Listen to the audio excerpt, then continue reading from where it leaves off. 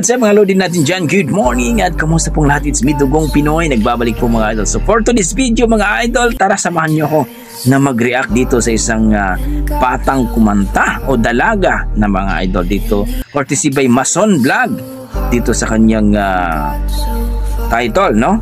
Sa kanyang video na taas talaga ng boses ng batang ito. Inupuan lang ang kantang Rain ni Donna Cross. Let's see mga idol kung gaano nga ba kalupit itong batang to at mag-react tayo. Let's see.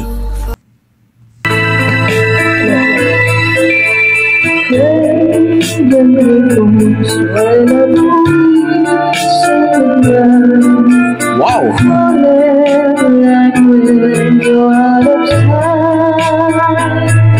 Sana all.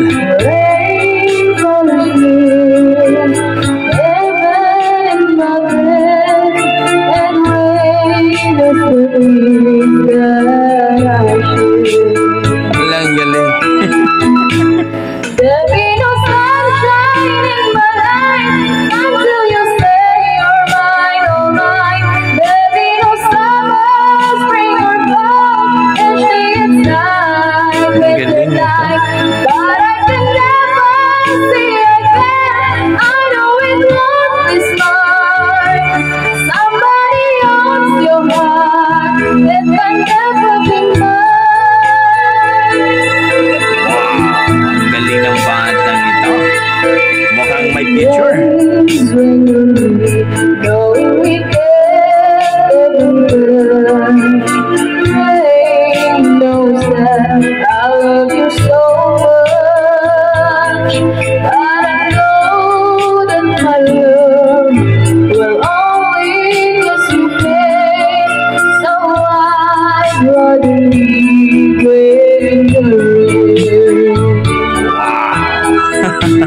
There'll be no sunshine in my life until you say you're mine, oh mine. There'll be no summer, spring or fall, and days like winter time. But I can never see again. I know it won't be smart. Somebody else your heart. It can never be mine.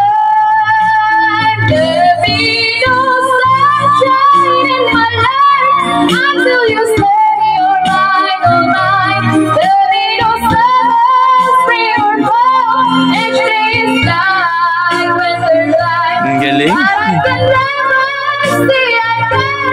I know it won't be smart. Somebody else your heart. It can never be mine.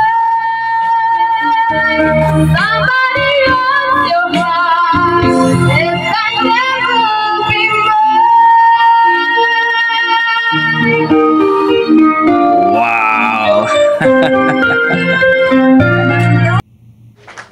Naku, umiyak yung batang yan. Grabe mo!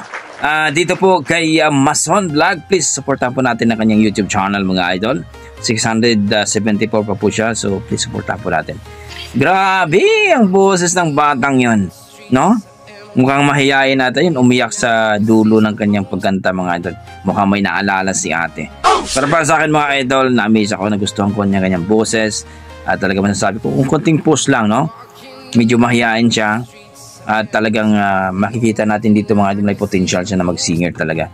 Talaga masasabi mo dito na it's great.